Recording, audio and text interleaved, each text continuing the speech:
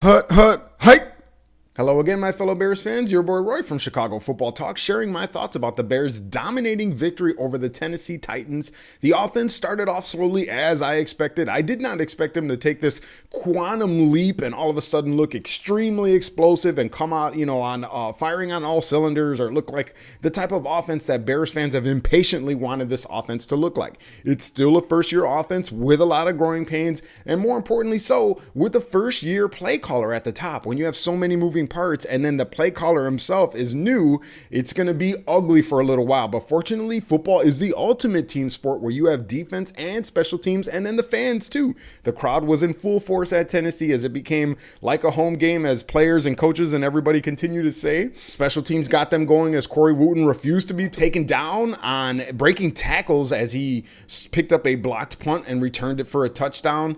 Defense had a return with Urlacher lumbering into the end zone, looking a little slow, though he just said to WBBM, to Zach Zaidman, that basically he was waiting to set up blocks, and what happened at the end, kind of questioning the whole slow remarks, but he did look like he was lumbering. Nevertheless, as he mentioned, what mattered, what happened in the end, he did end up scoring on that play. So we're in the middle of a special season as Bears fans. We should just enjoy the ride. Again, like I said, there's going to be growing pains. What you want to do is be clicking on all cylinders later in the season rather than earlier in the season. And I think Bears fans, if the offense does continue to grow, we will all be thankful for remembering, how this team started and how they looked early on, and remembering this season as one of growth. So, but a very interesting game. Definitely Charles Tillman was the story of this game.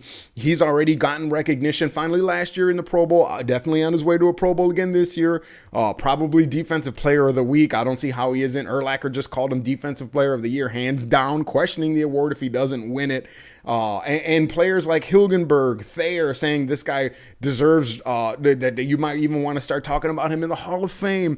Brian Billick talking about Defensive Player or MVP, saying that it's an offensive award, but how can you could argue that Tillman, what he means, the plays that he creates and how it sparks the defense and the whole team too. So it is a definitely up for discussion, again, up for debate, if you will. I would definitely hope that we see MVP nut signs Sunday night, because it's a win that has to be quickly turned around and forgotten about within 24 hours, as the Bears will be fortunately playing host to the Houston Texans, most people's darling pick to go to the Super Bowl in the AFC. If not them, then the Broncos. So the Bears face a very difficult test this Sunday.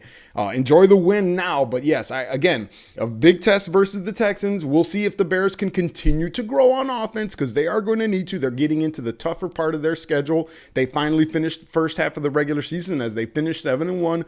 We'll see how it plays out 1 week at a time. Enjoy the win. Again, I still have to rub my eyes seeing that the Bears actually put up a 50-burger versus the Tennessee Titans. And then talking about that red zone turnover, if you followed my Twitter on CFT Bears, the chat where I break down plays, I showed you some pictures of where Cutler audible to Brandon Marshall, or basically he didn't really fully audible. He just kind of altered his route and decided he was going to go against what the play was called, which was a screen play to Matt Forte on that red zone turnover. That was his fault. He did accept responsibility, not only to Zach Zaidman on WBBM before he met the media at the Tennessee Titans Stadium, but then he also admitted it again, and that heated exchange between him and Bates was because Bates was telling him, hey, play within the play. The play that was called didn't allow you to take advantage of single coverage versus Brandon Marshall, which is what I saw too. He tried to check the route to Brandon Marshall, and he held the ball to the ball too long. And you can't do that when you're calling a screenplay, because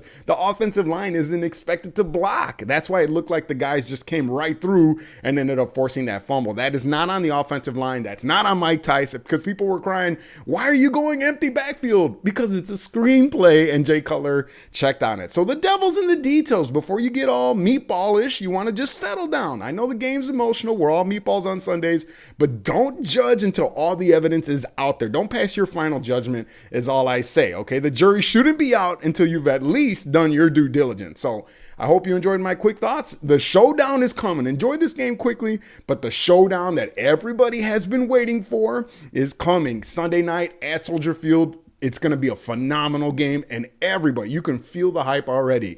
Is this Bears team for real? Is this Texans team for real? What's going to happen? All I know is we're all going to be there to watch the game, and we should just enjoy every chapter of this special season that the Bears are putting together. As always, your boy Roy for Chicago Football Talk, raising my victory beer early, Victory Sunday, and then Monday, and then Tuesday. Cheers, and I'm out.